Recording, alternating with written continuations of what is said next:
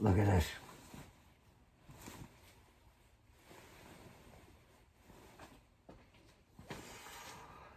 It's my afterbirth.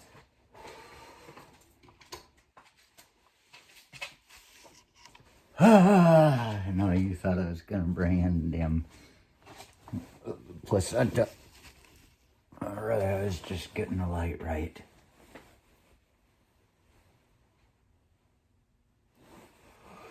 It's my afterbirth. People are always sad when they miss somebody's birthday and they say, oh, happy belated birthday, happy belated birthday. And that sounds junky to me. So I prefer to say to people, happy afterbirth. And they go, oh, thank you. And they go, oh. That gives them a sense of what it is they could have been. They are the living thing. They are the thing that survived. And then this thing that took them as far as they needed to go, it's just thrown into a dumpster somewhere. They should be using it for stem cell research, I suppose. What else are you going to do with it? Eat it? Bury it? Don't bury it. Buzzards gotta eat, same as the worms. That's my Clint Eastwood impression. When he was doing an impression of Josie Wales.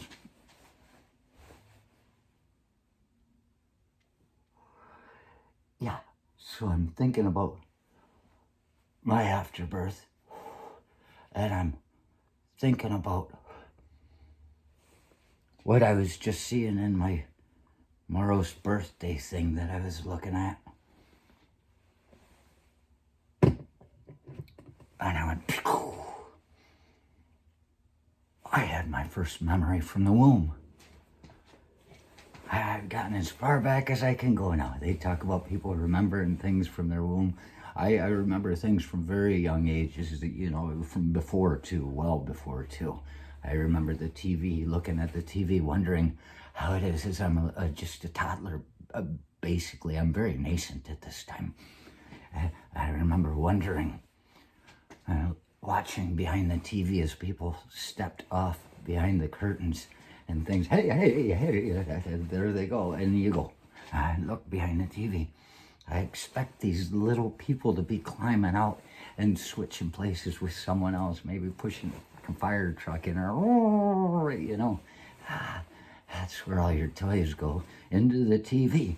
So I've had memories that far back, you know, things, remembering a time when I was just conceiving.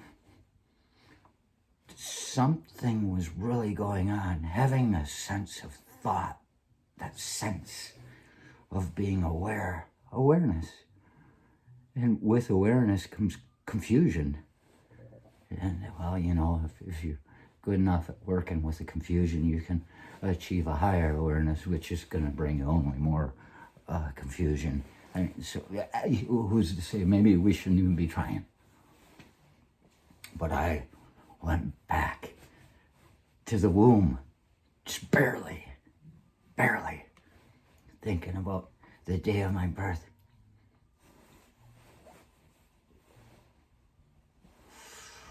Which started out, as far as I know, as nighttime.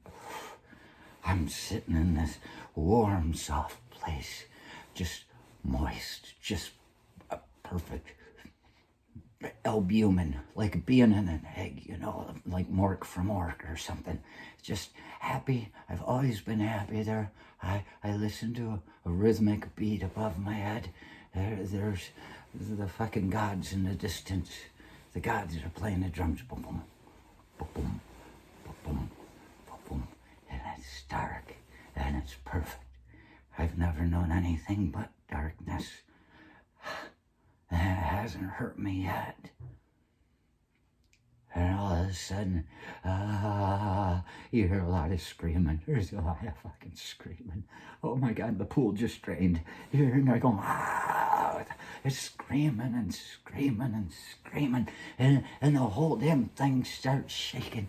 And you're like, this place is gonna collapse. And you think, I gotta get out of here.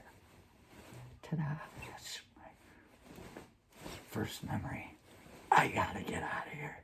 And so, the whole place is coming down, head first, out of a damn snow tunnel. Or, well, you know, it's like later, that's why kids like building tunnels. It reminds them of the past. Takes them back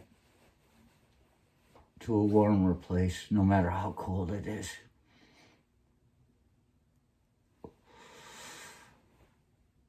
And out you come into this world, and there are the lights, and there are the monsters and their masks, and there you go from just knowing everything was all right, and everything's gonna be all right. You see, sometimes knowing can be wrong. That's not actually knowing at that point. That's a sophism.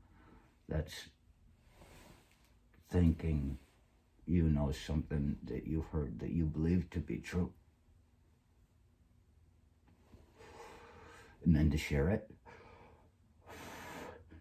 So yeah, we're cast out of this collapsing universe. There's nowhere else to go.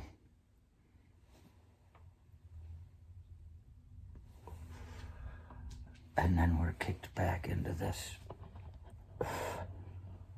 happy afterbirth.